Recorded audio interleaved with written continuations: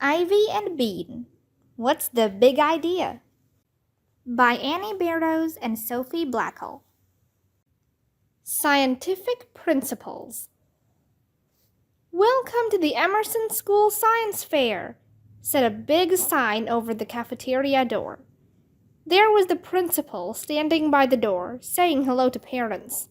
She was smiling, but Bean thought you could never be too careful about principals. I know a shortcut, she said to her mom and dad. Let's go through the kitchen. Once they were inside, Bean and her parents met up with Ivy and her mom. Where's your project, girls? Asked Ivy's mom. Our class is over here, said Bean quickly. Let's go. Sure enough, there was Ms. Erubitate, next to a table marked Room 12, Global Warming. Before her parents could start yakking with Ms. Erubitate, Bean dragged them over to a bench where 5 kids were sitting in a row. Look, she pointed, that's Vanessa's project. Her mom and dad looked. Looks like a pack of kids to me, her dad said. What's the project? Wait, you'll see, said Bean. 5, yelled Vanessa, holding a small clock. 4, 3. I have to go to the bathroom, said one of the kids. No, you don't. 2, 1, go! Altogether, the 5 kids took a deep breath and held it.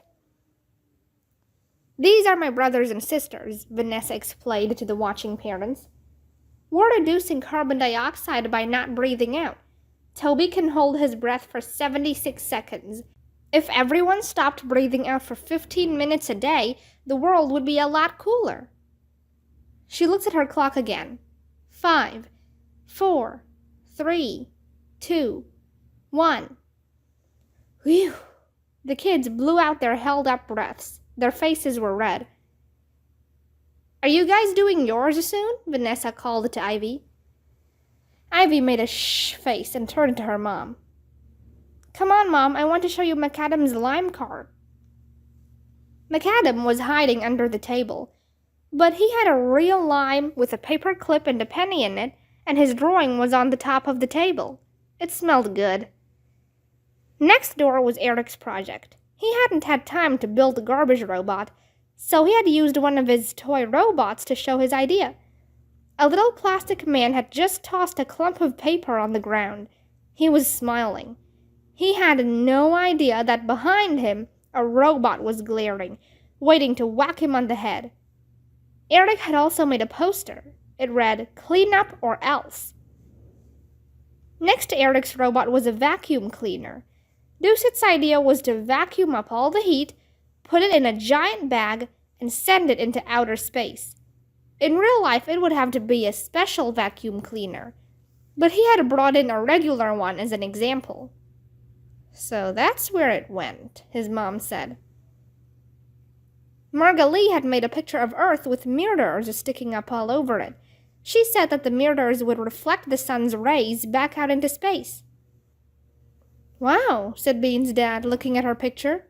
Pretty good idea. Bean almost said, wait till you see ours. But she didn't. She looked at Ivy and made a mouth-zipping sign. Ivy nodded. Drew had made a baking soda and vinegar volcano.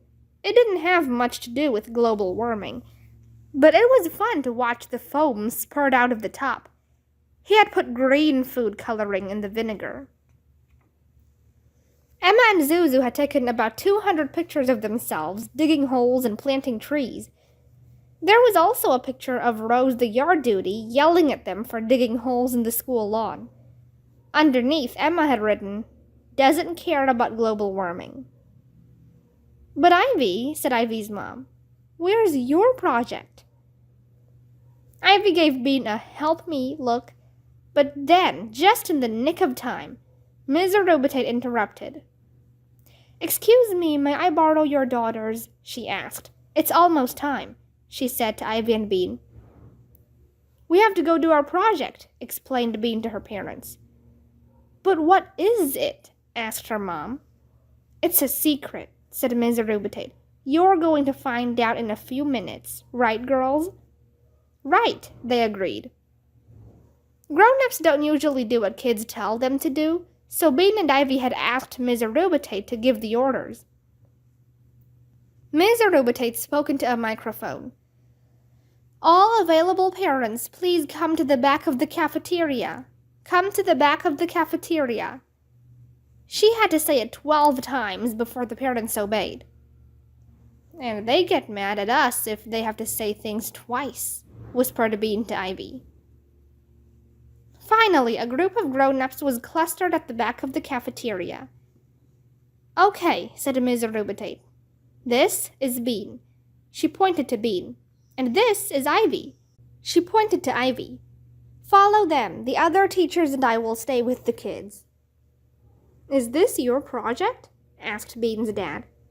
Yes, said Bean. Come on, follow us. Where are we going? Asked someone's mom. Just outside, said Ivy. Not far, come on. How long is this going to take? Asked another mom. Not long, don't worry, said Bean. With grown-ups crowded behind them, they walked across the cafeteria and out the door into the cool night air. The grown-ups were mumbling things like, "What's going on?" and "It's late," and "Sorry," when they bumped into each other. But since the teacher had told them to, they all followed Ivy and Bean across the playground to the lawn. The light from the cafeteria was very dim. You could just barely see that the lawn was covered with rugs and blankets. Ivy and Bean stopped, and the grown-ups bunched up around them. Here's what's going to happen, said Bean. There's a blanket or rug or yoga mat for each of you. We'll take you out with our flashlights and show you a good spot. Then you just lie down. And then what? Asked Ivy's mom. She sounded worried. And then you rest, said Ivy. Don't be nervous, she added to her mom. I'll be right here. What does this have to do with global warming? Asked Doucet's mom. Ivy smiled mysteriously, but no one could see her in the dark. Just try it, she said. Ivy and Bean showed all the grown-ups where to lie down. It was lucky that Ms. Arubitate had brought extra towels, because there were more grown-ups than they had planned for. Even the principal wanted to lie down. Bean gave her an entire blanket all to herself. Soon there were grown-ups scattered all across the grass. In the dark, they looked like laundry. Now, said Bean in a loud voice, look up into the sky. Smell how nice the grass is. Listen to the trees. And just rest. Don't talk. Don't do anything. And don't worry. You're totally safe. Happy ending. A few grown-ups muttered. Bean heard someone say something about bedtime. One dad sat up, but he flopped down again when he saw Bean coming toward him. In a minute or two, the grown-ups got quiet. Ivy and Bean heard some gentle sighs. Ivy poked Bean in the ribs. See, she whispered. They're getting happy. Bean was getting happy too. She couldn't lie down because she was taking care of the grown-ups, but she could feel the cool night air and she could listen to the leaves move.